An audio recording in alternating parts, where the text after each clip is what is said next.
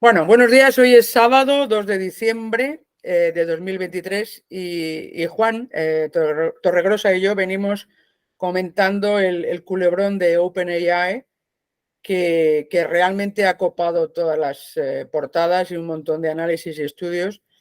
Y hoy nos habíamos planteado tener una conversación sobre lo que hemos o cómo hemos visto este asunto desde el ángulo de cada uno de nosotros, ¿no?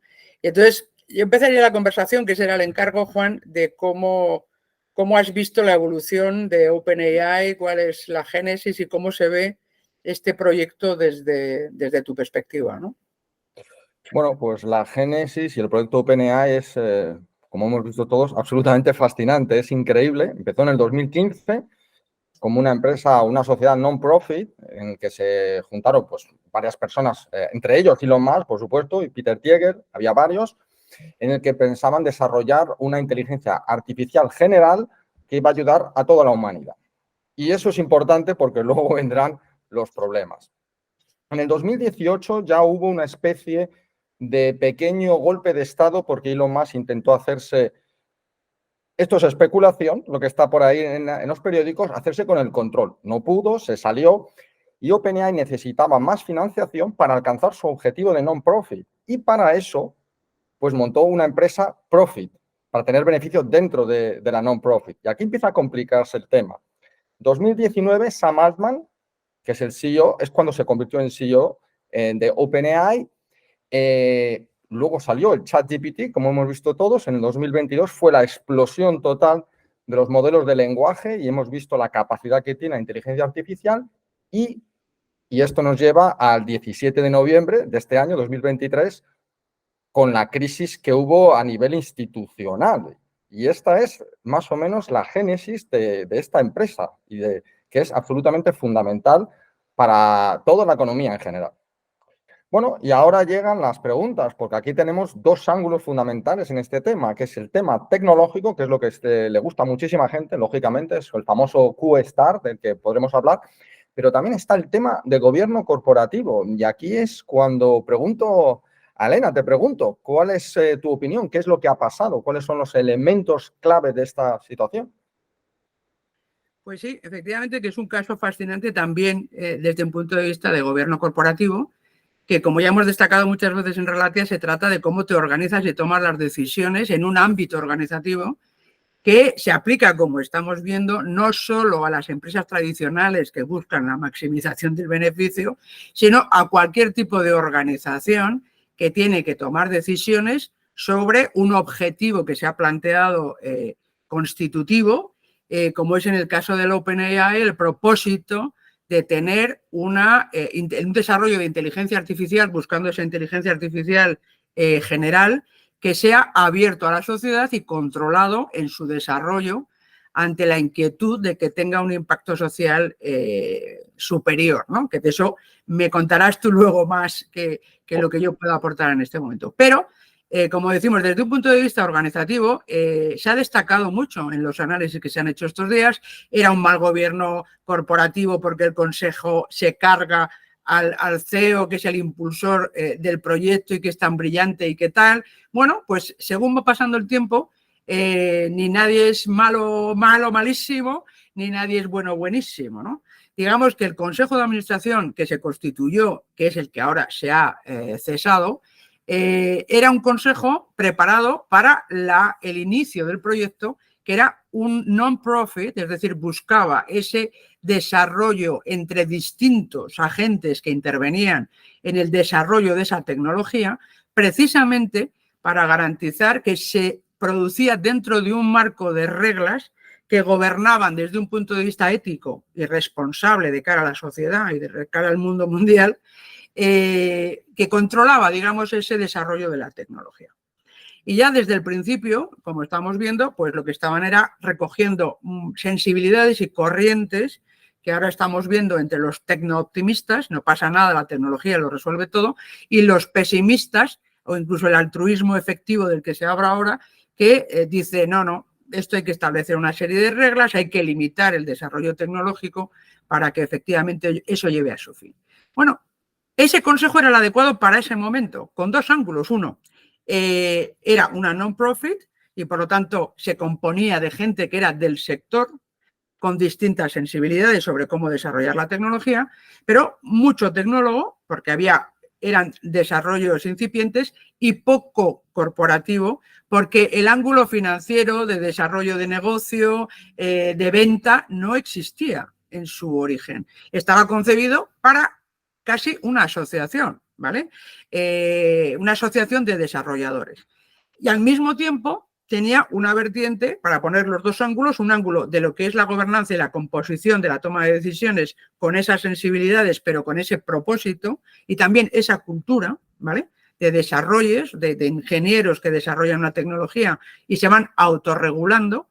Y el otro ángulo es el hecho de que era al mismo tiempo una startup, era un desarrollo de una aplicación, más que no de una propia tecnología, de una aplicación de una tecnología para generar esa inteligencia artificial general.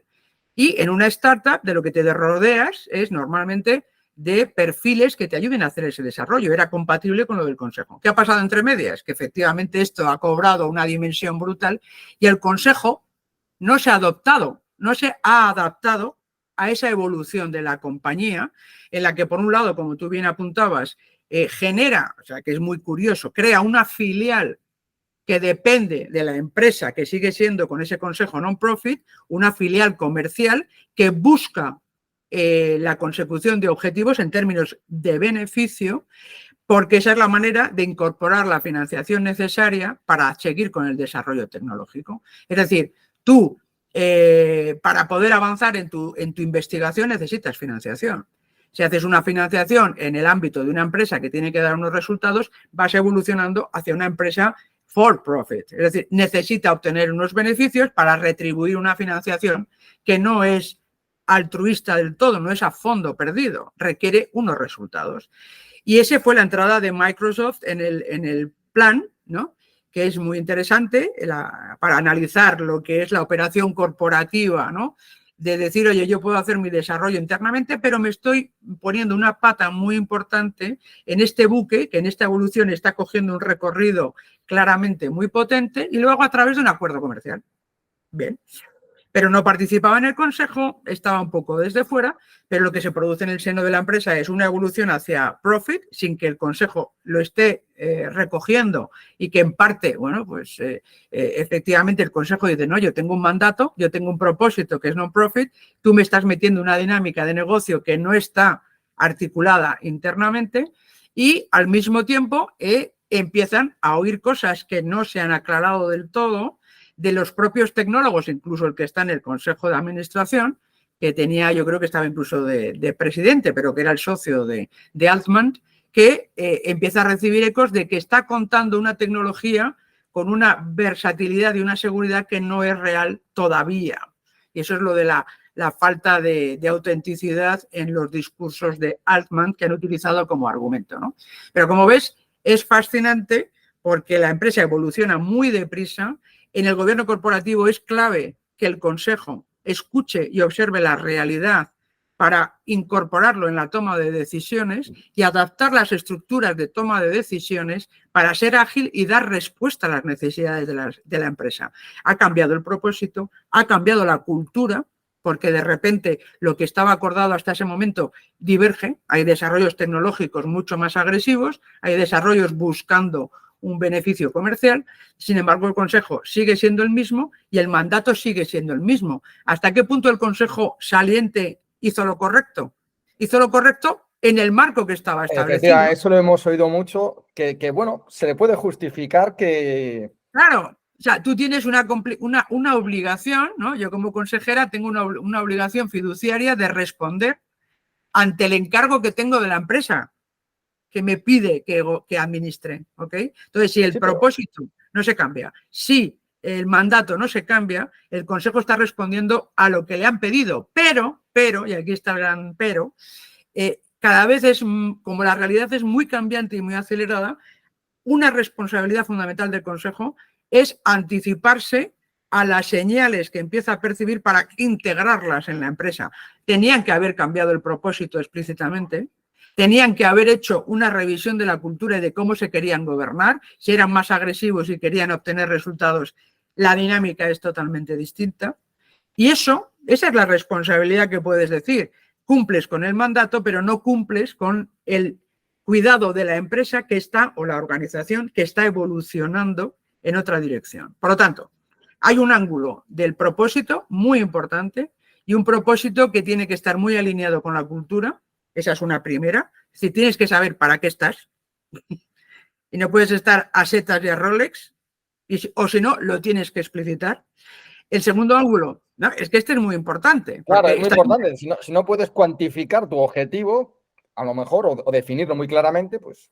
Claro, porque además estás confundiendo a la sociedad, diciendo que tú estás para garantizar una inteligencia abierta, y como decían en Twitter, o en X, perdón, con los comentarios, el nuevo consejo lo primero que tendrá que hacer es cambiar el nombre, ¿no? Y hablar de un closed AI. Sí, porque ya lo estás planteando como monetización y como beneficio, pero es muy importante, porque la señal que has mandado al mercado es que tú velas por una inteligencia artificial ordenada, reglada para el conjunto del sector, y esa es la falta de autenticidad que criticaba el Consejo, y tenía razón. Y al mismo tiempo estás desarrollando una estructura empresarial que lo que busca es el beneficio y la monetización para ti, de una tecnología que has desarrollado pensando que lo hacías por el bien común. Ahí hay un punto ético muy relevante, ¿vale?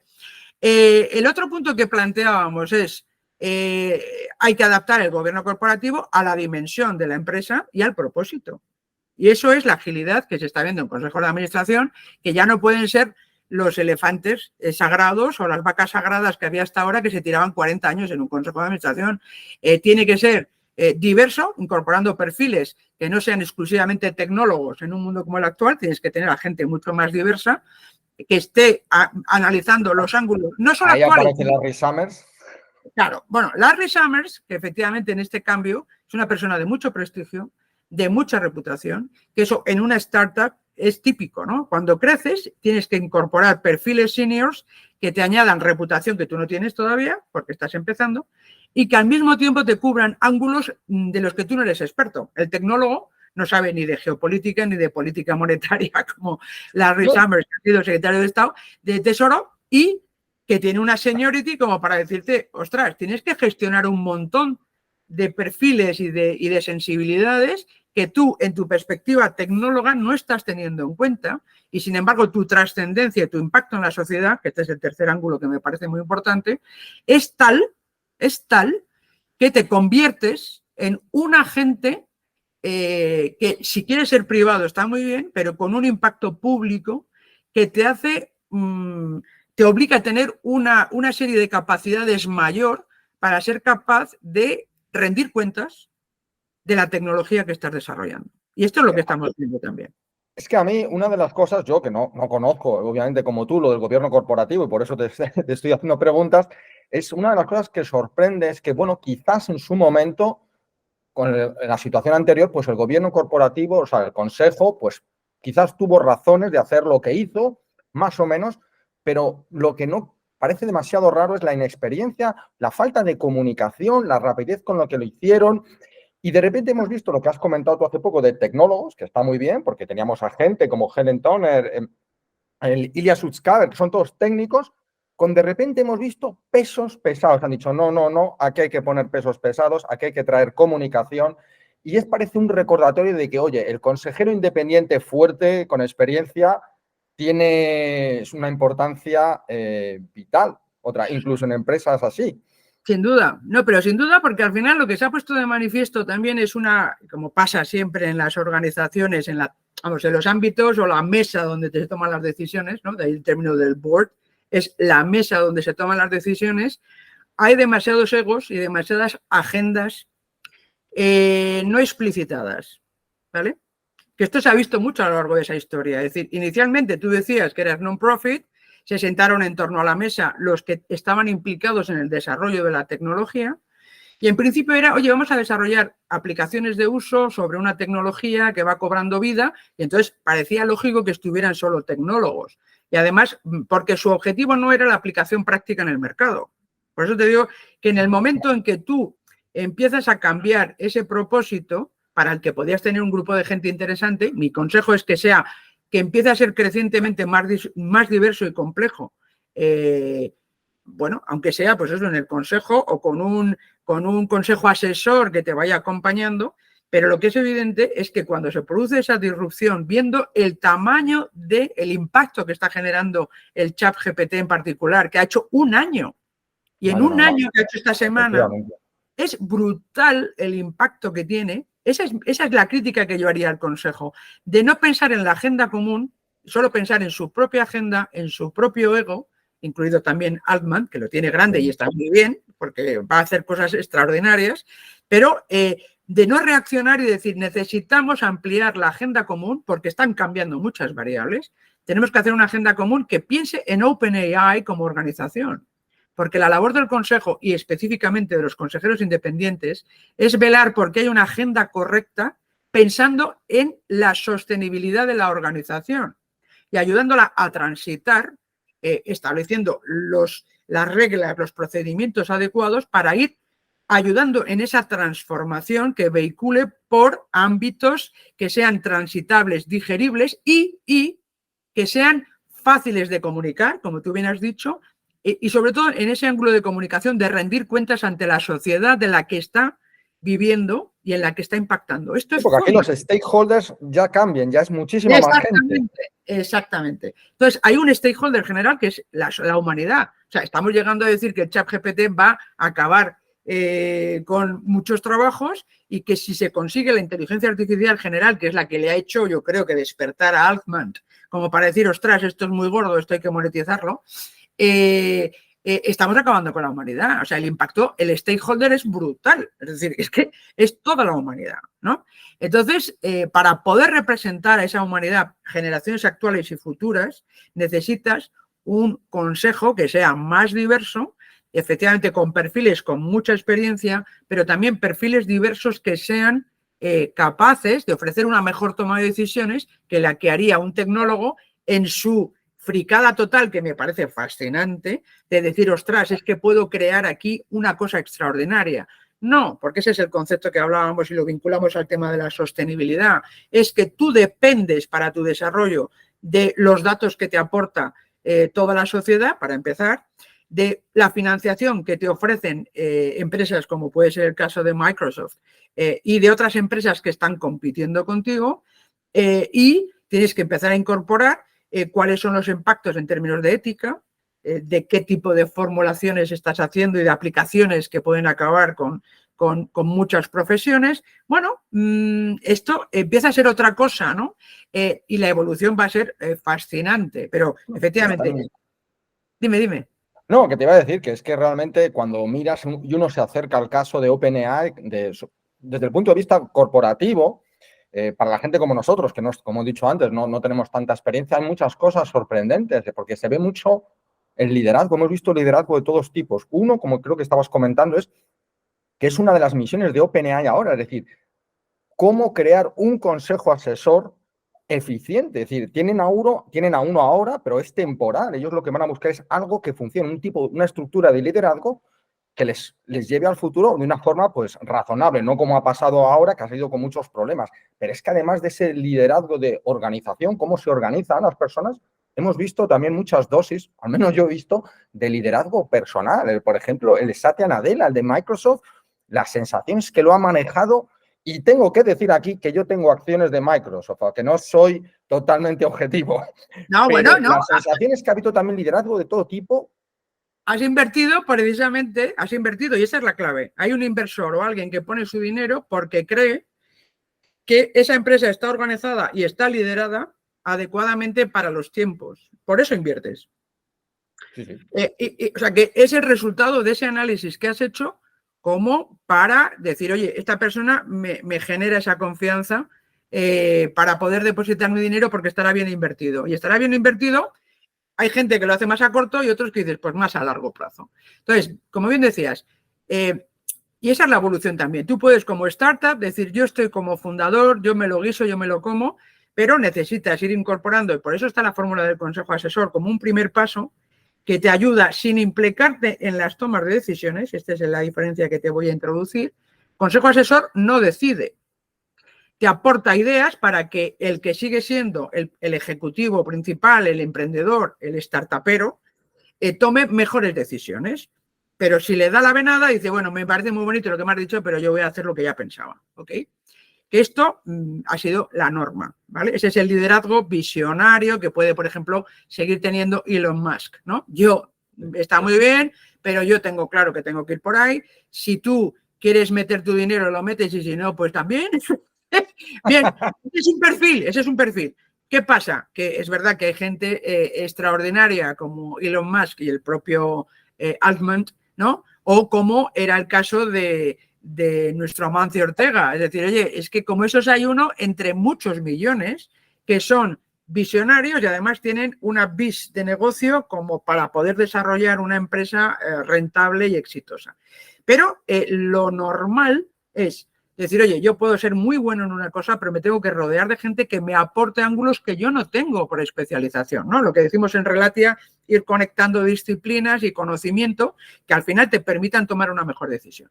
La siguiente, y ese es el paso que se produce en el gobierno corporativo como madurez, que es el que te decía, de startup a una empresa que ya tiene una capitalización alucinante, claro, o sea, este es el tema, o un potencial de negocio espectacular, ya necesitas dinero. Esa ha sido la clave del asunto.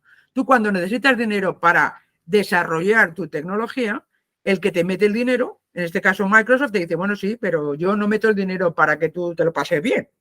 Yo lo quiero para obtener un retorno, que podría ser en dividendos o un retorno en una aplicación que me interesa. Ese es el acuerdo que habrán tenido internamente. Una transferencia de tecnología también, pero el retorno de Microsoft, y aquí fue muy interesante en su momento, porque es que OpenAI, todo el tema es increíble, es muy sorprendente por la forma que hacen las cosas, porque Microsoft tiene un retorno, pero tiene un límite, está capped, tiene un límite que no puede superar 10 veces más de lo que... Es decir, es una estructura realmente compleja en el que hemos visto cómo funciona todo lo que he dicho antes, liderazgo personal, organizativo, gobierno corporativo. Eso vamos, sí. No, pero ahí el ángulo que te quería poner es que si tú dices, hombre, yo en el momento que metes el dinero, y ahora se está valorando en el nuevo consejo, te voy a hacer el ángulo. Es decir, dices, oiga, quiero tener a alguien que esté con usted tomando las decisiones. Porque ese alguien, que es un consejo de administración, se hace responsable de las decisiones que toman y le va a vigilar y le va a complementar en las decisiones sobre el dinero que le da. Esa es la clave del consejero independiente. No son solo usted y sus amiguetes, que ha pasado y sigue pasando en muchas empresas, que es lo que toma ese grupo. Dice, no, yo quiero algunos cuyo objetivo es velar porque las decisiones se hacen correctamente conforme a la ley, conforme a una serie de parámetros que consideramos importantes y, por lo tanto, la decisión va a ser mejor y tengo mayor garantía de obtener lo que yo pensaba cuando hice la inversión, ¿vale? Y esa es la diferencia de cuando empiezas de startup a pides dinero. Ese es un ángulo claro que hay que poner en la historia de OpenAI, que dices, oye, el acuerdo con Microsoft, 1.000 millones que mete de no sé qué, un acuerdo comercial a varios años, ahí tienes que hacer una agenda distinta para OpenAI y necesitas un consejo con personas que se implican en las decisiones, que es lo que no hizo bien OpenAI, en mi opinión. No se produjo un cambio en el consejo acorde a la transformación de la empresa. Y ahí está el liderazgo. El liderazgo dice, Altman, yo sigo haciendo mi desarrollo, el consejo me cubre ese ángulo, pero yo sigo haciendo el desarrollo que yo pensaba, ¿vale? Y ahí es donde entra el tema del liderazgo, que a mí me parece que el de Microsoft es mucho más potente, mucho más potente. Dice, bueno, no tengo que hacerlo yo solo, voy buscando gente que va desarrollando, hago acuerdos comerciales, hago acuerdo tecnológico, tengo muy estructurada mi empresa y respondo de lo que hago y no me pongo en plan visionario tomando decisiones unilateralmente. Yo creo que vamos en esa dirección y debería permitir, como ha hecho, es que nunca me acuerdo, no me sale el nombre, el pobre, el de... Exacto. Vale, pues dice, vamos a permitir que florezca. Y de hecho dijo, no, yo me quedo con Altman en Microsoft cuando lo han echado los otros, porque lo que quiero es aprovechar el máximo de un tío visionario súper brillante y le complemento con una buena gestión empresarial y muy a largo plazo. Eso era perfecto. ¿Qué ha pasado ahora? Que dentro de ese consejo que tú, como bien decías, es temporal, lo que está es en construcción, están intentando incorporar los perfiles que colectivamente constituyan ese órgano que tome decisiones para lo nuevo, que ya no es el OpenAI. No sé si será el Close AI, pero es otro organismo vivo. Es sorprendente el esfuerzo que están haciendo ahora aparentemente para encontrar esa estructura de consejo que funcione. Claro, es que es el ejemplo de cómo determinados egos impiden o se cargan un proyecto que es brutal y cómo puedes, en su contrario, juntar alrededor de una mesa perfiles que te permitan que eso eclosione y generes algo realmente bueno. Entonces tienes perfiles de reputación como Larry Summers, el D'Angelo, que ya venía del anterior, que era un tío que tenía tecnológicamente mucha potencia, y dices, vale, pero tenemos que incorporar. Microsoft ha dicho, no quiero un miembro, pero quiero estar ahí. Un observador. Que es una fórmula que es compleja de manejar. Te lo digo que yo, que he sido presidenta del Consejo de Administración, tenía uno que era el observador del Ministerio en este caso de la Secretaría de Estado de Telecomunicaciones, que quería velar porque nuestros desarrollos y nuestra evolución fuera acorde a la regulación, ¿vale? Y a los acuerdos que hubiera entre el gobierno español y otros gobiernos. Al final estaba como consejero, pero hay un ángulo ahí de decir que quiero estar observando cómo se toman las decisiones. No quiero asumir la responsabilidad, pero quiero observar. Pero necesito que incorporemos nuevos perfiles, ¿vale? Entonces, se abre una etapa fascinante en la que, como te digo, hay un ángulo de liderazgo muy importante. Los egos visionarios hay que acompañarles. En una fase muy temprana puede ser alguien asesor para que siga tomando las decisiones y sea muy ágil, pero cuando tiene un impacto tan brutal que tú lo planteabas, y creo que sí, de un proyecto que es sistémico, o sea, estamos hablando de una empresa que tiene un potencial brutal. Influencia en todos los sectores. Exactamente, exactamente. Es el ejemplo, para mí, como economista, que lo hemos hablado alguna vez, de tecnología de propósito general que puede marcar un cambio de era brutal porque es transversal. Y además es de fácil acceso con el chat GPT, estás facilitando el acceso y la implantación de una tecnología súper potente, incorporándolo a todos tus procesos. O sea, es realmente brutal. Y eso es sistémico. Entonces, estás hablando de una empresa que todavía está por definir, que a lo mejor no se acaba de definir, non-profit, profit, vamos a verlo, pero que necesita un órgano de gobierno que vele porque siga desarrollándose un proyecto que nadie discute que sea bueno, pero que tiene un impacto sistémico brutal y, por lo tanto, unas implicaciones geopolíticas muy importantes. En términos de seguridad y de desarrollo. Ahí es donde quería preguntarte lo siguiente, efectivamente, porque el tema de defensa, ¿no te parece que, visto lo visto, porque ha habido un momento, hubo un par de días en el que parecía que OpenAI podría implosionar, su tecnología se podía retrasar, o con el nuevo CEO que iban a traer, que era el Emmett Shear, que quería reducir la velocidad de desarrollo, decías, bueno, ¿qué pasa aquí? Y dentro de la paranoia, gente, a mí también lo miré y oye, pero si se puede manipular un consejo así, ¿qué pasa con China? ¿Qué pasa con Rusia? ¿Qué pasa con... Es decir, ¿no te da la sensación de que ahí quizás incluso, bueno, pues por alargar un poco más la mirada, que incluso el gobierno de Estados Unidos ha sido también un poco lento al regular o... Bueno, es que ahí es donde entramos en la transformación, como te digo, de todo... Hay una transformación muy importante, que hemos hablado muchas veces, de política económica. Yo creo que hay un cambio de paradigma y hay un flujo muy importante que va, por un lado, al capitalismo de los stakeholders, es decir, ya no es solo los accionistas, sino que hay que incorporar otros agentes que influyen en la toma de decisiones porque les impacta y se pueden beneficiar de ello. Y ahí es donde poníamos... Los nuevos accionistas son el planeta y la sociedad, ¿vale? Tú tienes los financieros, pero luego tienes el planeta porque impactas con tus actuaciones y la sociedad que se ve afectada. Y esos stakeholders tienen que estar presentes en la toma de decisiones. Eso está cambiando, es un cambio de paradigma. No es solo lo que te dicen los accionistas que ponen el dinero, sino los representantes o los intereses del planeta y la sociedad que tienes que incorporar en tu coctelera. Esta es una evolución.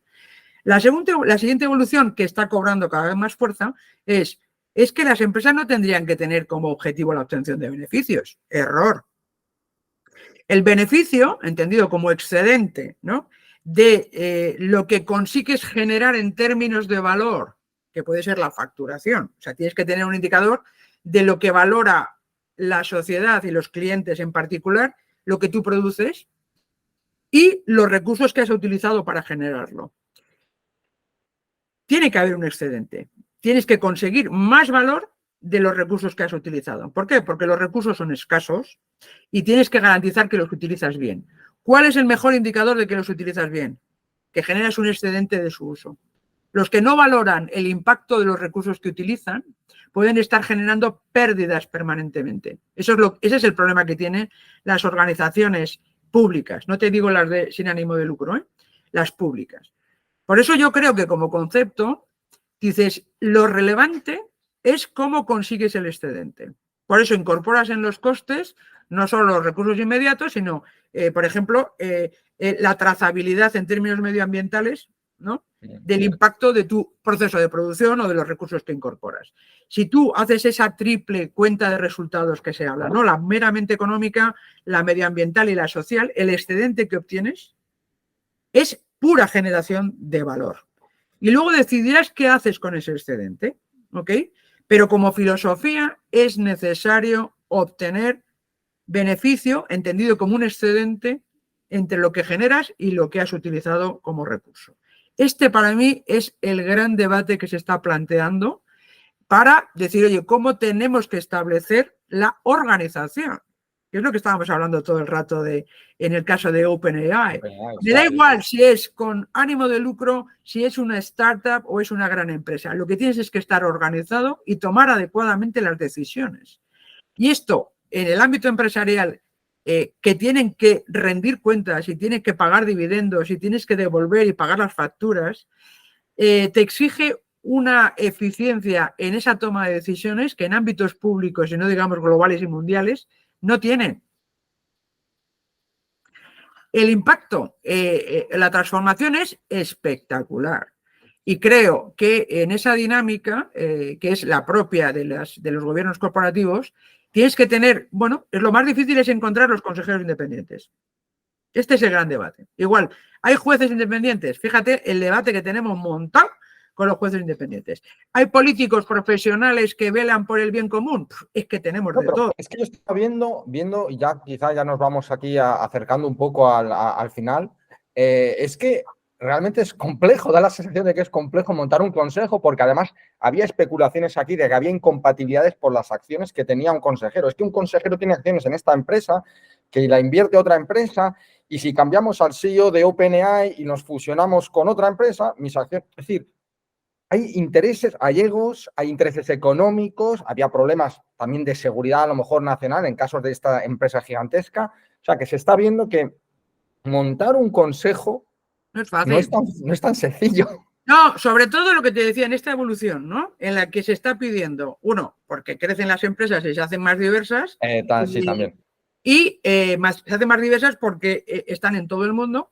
Pero sobre todo porque en las transformaciones que te digo del papel de las empresas en la sociedad, se les está exigiendo o se nos está exigiendo que integremos en nuestros objetivos los intereses de la sociedad y del medio ambiente. Y eso añade una demanda de perfiles que sepan de geopolítica, Claro, que sepan de relaciones internacionales, que sepan de regulación, que sepan de regulación también medioambiental, pero de conocimientos técnicos en medio ambiente. Estás definiendo a Larry Summers, supongo. Bueno, claro, es el perfil que dices, hombre, es una persona con un recorrido, que yo conocí en mi época de secretaria de Estado, dices, que tengan una visión y tengan esa sensibilidad como para incorporarlo en la toma de decisiones. Un ángulo que cobra cada vez más importancia y que está cada vez más regulado, cuando decía lo de Estados Unidos regular, bueno, es que tienes que permitir que fluya la innovación y la tienes que incorporar a través del gobierno corporativo. Yo me refería más a regular para que no pasara que de repente un consejo decida desintegrar su propia empresa. Ahí voy. Es que esa es la responsabilidad que tenemos los consejeros, que la gente no es muy consciente a veces, ¿no? Tú eres administrador de la empresa. Tu primera obligación es velar por la empresa. Y luego, cuidando esa empresa como un ente, que lo es propio, ¿vale? Que incorpora a todos los stakeholders y no es voy a apoyar al consejero delegado o voy a apoyar a fulanito, apoyo el proyecto, tienes que cumplir con la legislación. Y la legislación en materia de sociedades, en el caso de Estados Unidos, ha evolucionado, el Reino Unido son paradigmáticos por todos los escándalos que ha habido corporativos. Acuérdate, pues eso del caso de Enron en su momento, ¿no? Ha habido casos brutales que han endurecido muchísimo la regulación y por eso que lo hablábamos en la otra conversación de gobierno corporativo, no te exigen un título, pero la responsabilidad que tienes para ejercer esa profesión es brutal. Entonces, la regulación viene por ahí. Es decir, el que se mete en un consejo de administración tiene que saber la responsabilidad que tiene. Y es una responsabilidad alta, ¿vale? La gente te puede demandar por no haber hecho bien tu labor. Te puede demandar. Tienes una responsabilidad frente a terceros. Y tienes que demostrar, que esa es la clave, que en tu toma de decisiones, cuando has tomado las decisiones en nombre de la empresa y con impacto en terceros, lo has hecho conforme a derecho y conforme a argumentos que justifiquen que esa decisión era la mejor para la empresa. Este es el quid de la cuestión, que la gente no es consciente, ¿vale? Entonces, esa independencia que son los conflictos de interés. O sea, la independencia, una persona es independiente cuando es capaz de reconocer explícitamente sus sesgos y sus limitaciones. Yo puedo decir, y tú lo has dicho, siendo precisamente no un conflicto de intereses, sino una garantía. Yo soy accionista de Microsoft. Bueno, eso en un consejo, cuando se tiene que tomar una decisión, donde sabes que hay elementos donde tú personalmente tienes una implicación, tienes la obligación de decirlo. Porque si se descubre después, respondes de ello.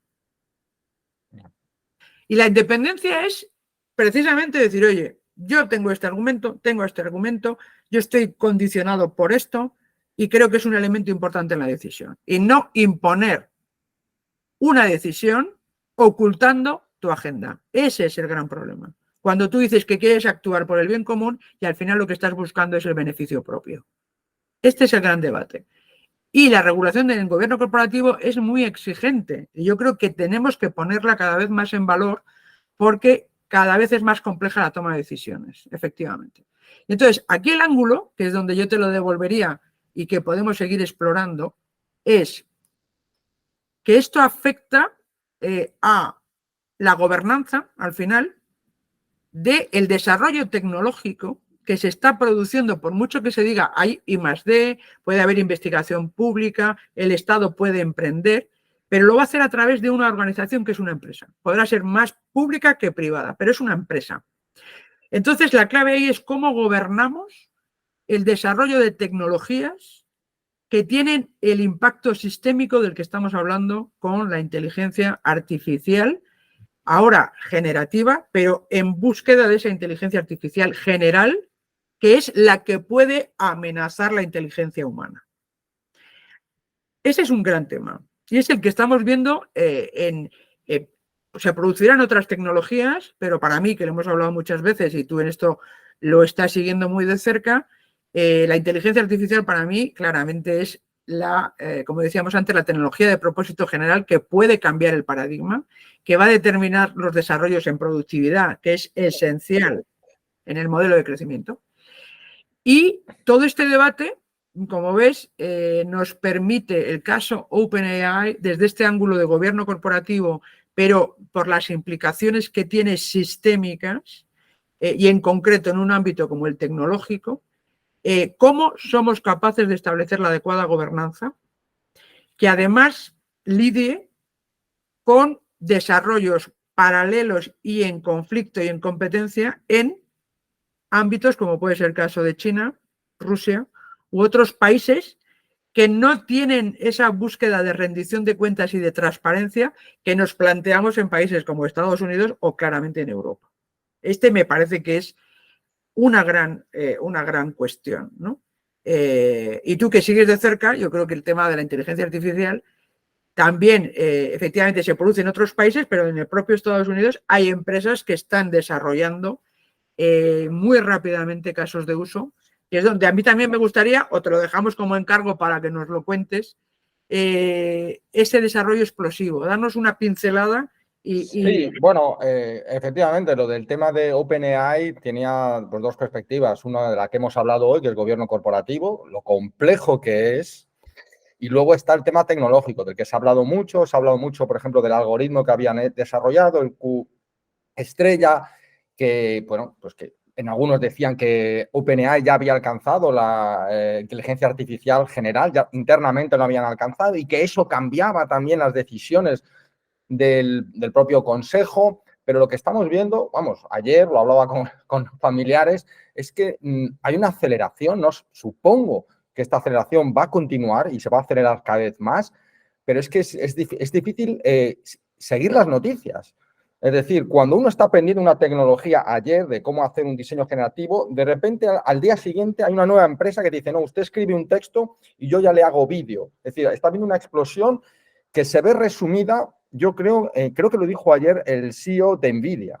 El CEO, que es muy sensato, le preguntaron ayer, creo, en la conferencia, creo que asistió también Elon Musk cuando dijo su famoso, bueno, no lo voy a decir aquí, y le preguntaron que cuánto tiempo va a tardar en llegar la inteligencia general artificial, ¿no? Es decir, bueno, pues una inteligencia que sea capaz de ser igual de capaz que los hombres en cualquier ámbito.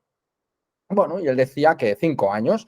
Y le preguntaron que si eso va a afectar a sus empleados, porque claro, si tienes una inteligencia artificial que puede hacer cualquier cosa como cualquier persona en cualquier ámbito, ¿qué pasa con los empleados? Y la respuesta que dio él, pues, bueno, a mí me pareció muy interesante. Dijo, bueno, nosotros acabamos de sacar un chip, no me acuerdo del nombre, y ese chip sin inteligencia artificial, hemos utilizado muchas inteligencias artificiales, hubiera sido imposible desarrollarlo. Es decir, ahora mismo, sin inteligencia artificial ya no se hace nada. Es decir, esto ya está aquí. Y el horizonte que nos puso de 5 años, pues es como mínimo, es que no se me ocurre otra palabra que decir que alucinante. Porque, y aquí es una de las metáforas que se utiliza, y con esto termino, para intentar explicar el impacto que puede tener. Y es una de las metáforas que se utiliza en la inteligencia artificial, en este sector, que es de, usted imagínese que dentro de 15 años viene una nave espacial con extraterrestres a la Tierra. ¿Cuál sería nuestro comportamiento? ¿Cómo reaccionaría la Tierra, el planeta Tierra, si a ustedes les dijeran que en 15 años viene aquí, en Nueva York, en Madrid, Barcelona, Moscú, aparecían como en las películas de ciencia ficción esa inteligencia? Bueno, esos ovnis no van a llegar, pero es que lo hemos creado nosotros. Esa inteligencia extraterrestre, totalmente diferente, está llegando. Y bueno, y parece que para mucha gente parece como si nada cambiara, pero es que probablemente no. Así que, pero No hablaremos cambia. ya más extensamente, por supuesto, en Relatia sobre tecnologías.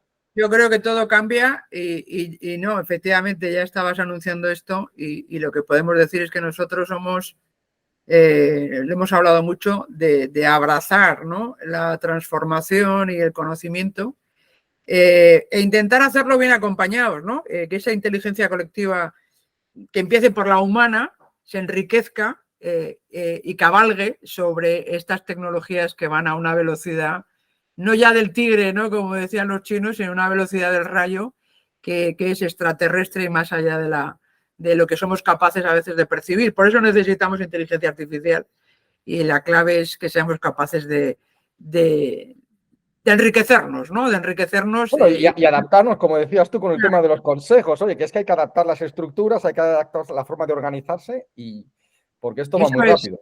Muy Eso bien. relacia, ¿no? Que nos lo estamos Sí, pasando muy bien. bien. Bueno, pues muy bien, Elena, lo vamos, si te parece, lo dejamos Venga, aquí y ya pues hablaremos más de tecnología en el futuro. Venga, muchas venga, gracias. genial. Venga, chao. Hasta Adiós. luego.